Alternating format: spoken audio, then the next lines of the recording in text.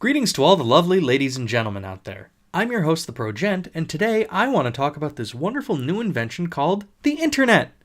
It's amazing. There's all kinds of cool stuff on there. You can chat with people, watch videos, read original stories. You know, I think I could spend my whole life just, shut into my room with my computer.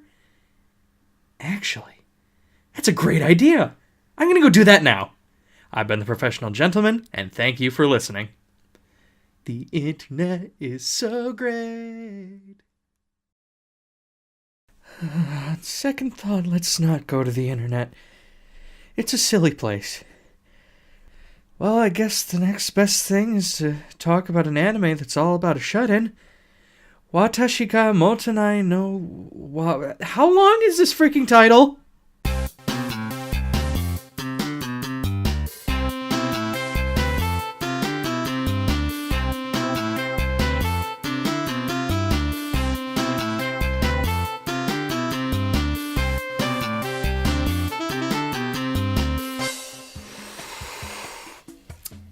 Watashi ga motonai no wa do kangetemo omaera ga warui.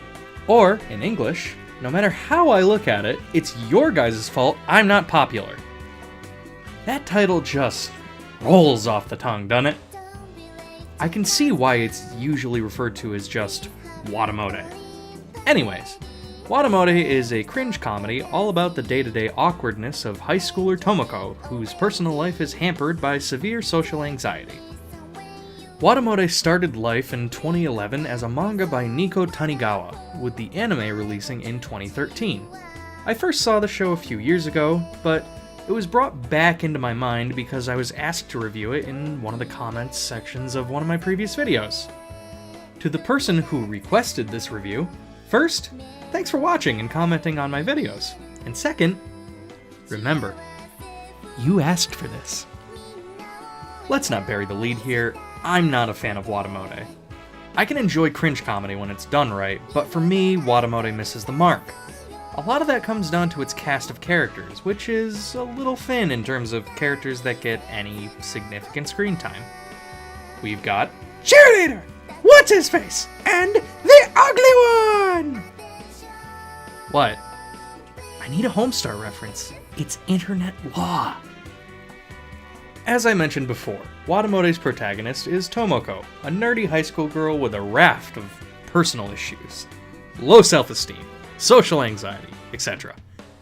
The series focuses on her attempt to make a more normal school life, such as making herself pretty to attract a boyfriend, or attempting a simple gesture of kindness to someone in her life. These always blow up in her face and make her retreat back into her introverted world. Now, in theory, Tomoko could be a really relatable character, a shy but trying girl who struggles with the expectations she finds herself having to live up to. But here's my main issue with WataMote as a series. Tomoko is just too unlikable. Maybe that was the writer's intent, in which case, I guess, good job guys, you did it! But the show is just hard to watch. Many stories in anime and elsewhere have unlikable characters as their protagonists, but generally the best of these stories are all about an effort to change. Tomoko seems to want the results of changing her ways, but is unwilling to put in any effort to do so. She mistreats those who are better adjusted, like her brother, because of her envy. You get the sense that being around Tomoko isn't much fun, and then you realize that you, the viewer, are stuck with her for 13 episodes. Aside from Tomoko, the character who gets the most spotlight in WataMote is her quote-unquote friend, Yu. Yu has adapted to high school more easily than Tomoko did, and has ended up as a fairly happy and successful young woman. And Tomoko hates her for it. A lot of Tomoko's inner monologue is spent calling Yu a poser, a fake, a slut. And again, this is my point. Tomoko is a hard character to like or feel sorry for. Yu does what she can throughout the series to help Tomoko out and boost her self-esteem, but Tomoko treats her as an enemy more than a friend. Now, there are some things I like in WataMote. Tomoko's younger brother, Tomoki, Very creative naming by their parents there, incidentally. Anyways, their banter and bickering is actually pretty funny and a highlight of the series. There's also a few genuinely touching moments here and there. The one I remember most features Tomoko passing out after managing her stress with a massage wand. Not like that. Perverts. Anyways, her dad walks in on this scene and, without questioning it, just carries her into her bed. Hey, actual parental compassion for like 45 seconds.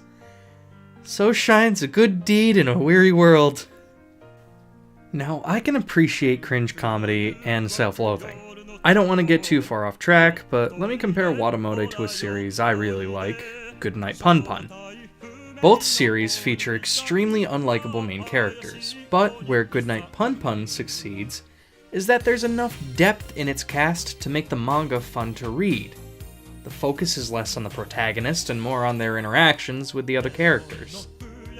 In contrast, WataMote is really Tomoko's show, and as I think I've made clear by this point, I don't particularly enjoy watching Tomoko.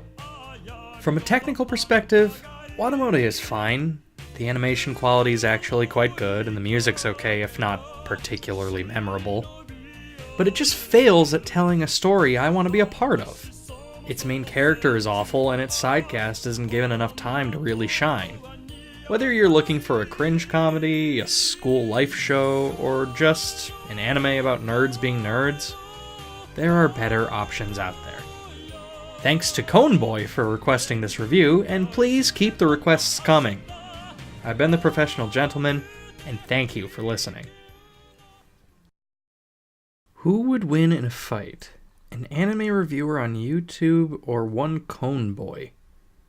The hell is that supposed to be? Thanks for watching. As always, a thank you to Andy Lita for keeping me looking so fine. Check out his work in the description below. If you enjoyed the show, please click on that thumbs up over there. It helps us out a lot. If you've got suggestions for something I can review in the future, feel free to leave it in the comments below. And of course, subscribe to my channel for future content. Love ya, boy.